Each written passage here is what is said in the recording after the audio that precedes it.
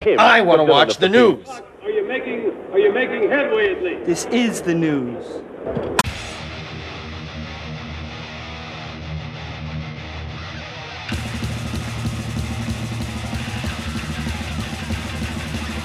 Schmack-a-macabre, it's time for the only news that matters.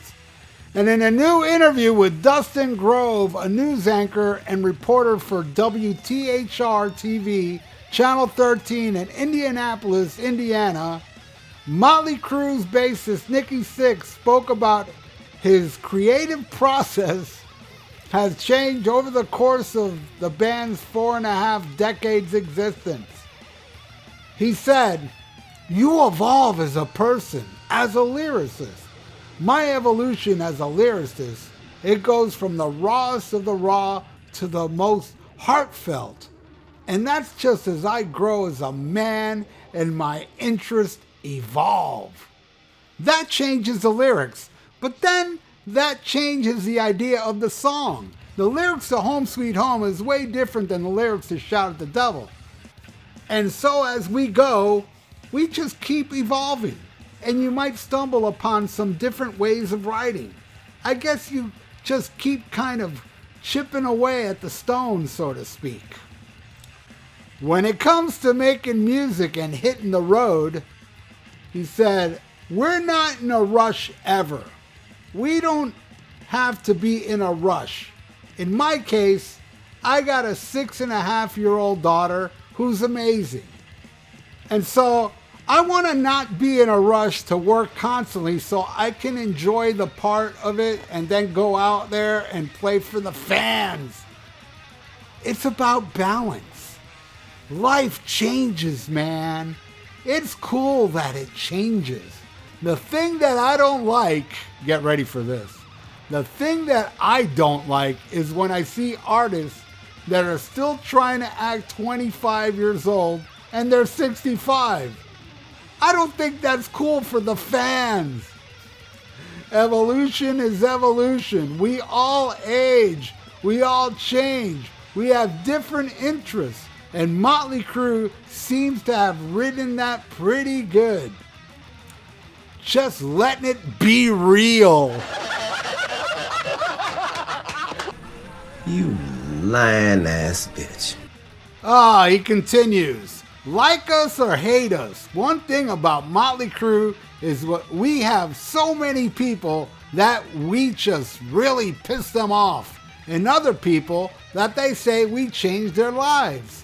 So I guess if you're gonna operate that way, we operate and say it and do it the way you want to do it, not like anybody else.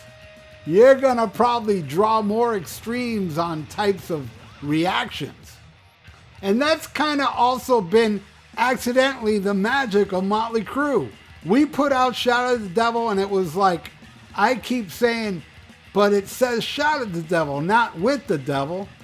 And there were Christian groups outside of the concerts accusing us of being devil worshippers. And at the same time, the arenas were full. So there are bands out there like that. They are polarizing. And I think that's kind of exciting. All genres have that. We've got our hip-hop guys, our country guys, our rock guys. So it's about being authentic and and being able to take some bricks in the face if you have to. Yeah, that brick that hit your face that made you kill that stupid contract. Anyway, Motley Crue's upcoming The Return of the Carnival of Sins tour will celebrate the 20th anniversary of Motley Crue's groundbreaking 2005-2006 Carnival of Sins tour and the 45th anniversary of the band.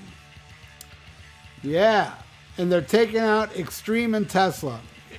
Would Motley Crue have taken out Extreme or Tesla when they were trying to distance themselves from the hair metal bands? Well, actually, they were the leaders of the hair metal movement. No, they wouldn't have. They were trying to get away from bands like that. They took out on the road like King's X and Typo Negative. Both great bands, but I'm just saying, far from the hair metal genre. And here they are, hooking up with them because, after the Poison and Def Leppard, Motley Crue realized, dude, we can't go out there with alternative bands. We need to get some hair farmer bands so we can bring in everybody that used to come see us in the 80s. So I guess when NIKKI says, we piss a lot of people off, well, yeah, hypocrites and liars do piss people off. And it makes me feel like, come on, man. You really are trying to get this attention.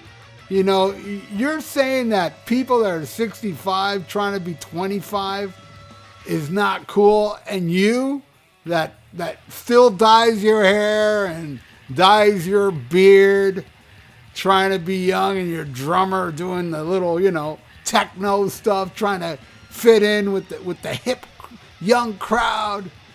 You're as fake as any band out there. Or maybe even faker, man. Well, you, Paul Stanley, and Sammy Hagar, man. All three of you are like the fakest fucks ever. But also, it makes you think that, man, this may be a strategy on Nikki Sixx's part. Let me go to the press and talk bad about people that are trying to be young. So that'll get people talking, since I'm always dyeing my beard and my hair. My favorite line is, don't go out there acting 65 because that's not cool to the fans. Evolution is evolution, but I'm still putting on Just for Men. We are age and we change and we have different interests, and Motley Crue seems to have ridden that wave pretty good. Just letting it be real. Come on, man. He's not that dumb.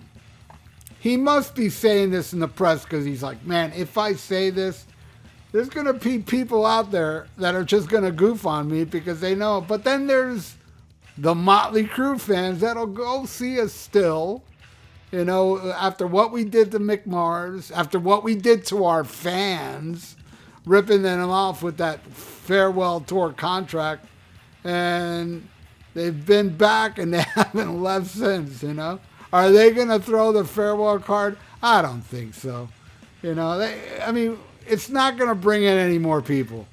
The Motley Crue's got their niche audience. If they come out and say, all right, now we're really going to do a farewell tour, you think anybody's going to go, oh, wow, let's go see Motley Crue. It's their farewell tour. No, they're going to say, I already saw the farewell tour. That's what I did. I went 2015 and watched Alice Cooper blow them away. But I went to that show, and I really did believe that it was the farewell tour. That's how dumb I am. I thought when they did that whole contract thing, I said, all right, at least they're doing that. At least they're signing a contract that they can't come back. But little did I know it was a bullshit contract. And they even said in the contract, it's got to be all four members. They even broke that rule afterwards. It's fucking hysterical, But, Motley Crue is a Hollywood band, and Hollywood is full of plastic shell of people. They're all fake. They're phony. And Motley Crue represents Hollywood to a T. So it is their thing, It's not that I don't respect it, but I understand it. It's just bullshit. Nikki Sixx, the funniest shit I ever seen him say. And there's a lot of funny shit he said. But when they got together with Karabi in an interview, he said, we wrote a song called 1,000 Years, 100,000 Years, something like that. And we've decided not to release it because we don't want a number one single. We don't want to be popular. He actually said this shit. Now, I know the song. It came in that Music to Crash Your Car to box set. It's a good song. I can't see it being a number one hit, especially in 94, but it's not a bad song. But yeah, and he was all, the whole chick party thing, man. We're over that, man. And we don't like the big arenas, we like playing smaller places. Yeah, they were playing smaller places, but they couldn't finish the tour. of those smaller places because nobody was going to see them. And which is sad because I wish I could have seen it. It didn't come to South Florida. I love the Motley Crue Karabi album. And but you know, NIKKI talks shit about it now. Never's been re-released in all these vinyls that they keep putting out. And oh my God, morbid curiosity. I listened to a live version of "Keep Your Eye on the Money" from the new Theater of Pain box set. Holy crap, that was bad. I mean, it sounded bad. The performance was bad. It's like, oh, there's no way NIKKI SIXX listened to that recording and say, oh, that sounds good, let's put it out. It's just, let's just put anything. Hey, man, we got a good recording of the Theater of Pain tour. All right, throw it on the box set, you know, to entice the Crue fans to get this. I don't know how the rest of that is, but the sound of it sounds really, I don't know, it sounds horrible. It's just terrible, but whatever. This is Motley Crue. And hey, fake is very popular today. I mean, this guy keeping it real by going up there and playing the tapes, you know? On top of everything he's saying, he plays the tapes as well, you know, on top of that, and keeping it real. They're the fakest band this side of Kiss. They really are. And I know that NIKKI SIXX, he can't be that dumb. I know that he knows there's a segment of the audience that knows he's bullshitting. And he's kind of talking the praise, kind of mocking us that know he's bullshitting, at the same time talking about, and I have fans that I changed their lives. And those are the fans that are like, I believe you, NIKKI. Hey, whatever you say, NIKKI. Yeah. Oh, I'm so glad that contract, you found a loophole to go back on tour because I know you meant it the first time.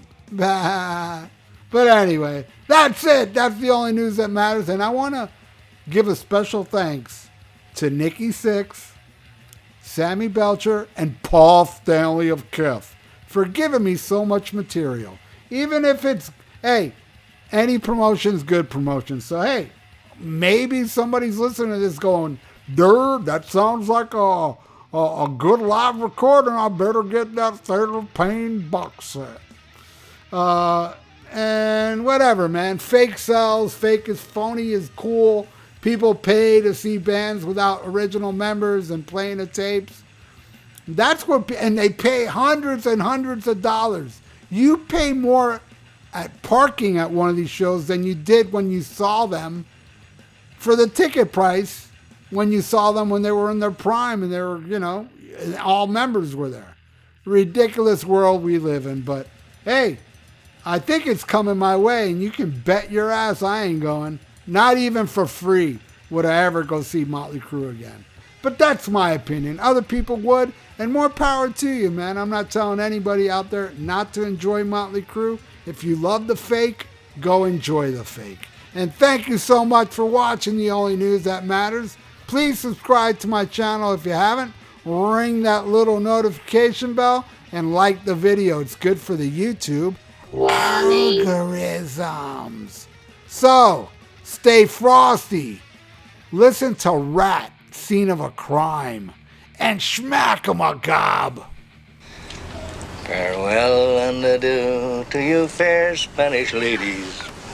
Farewell and adieu, you ladies of Spain. For we've received orders for to sail back to Boston. And so never more shall we see you again.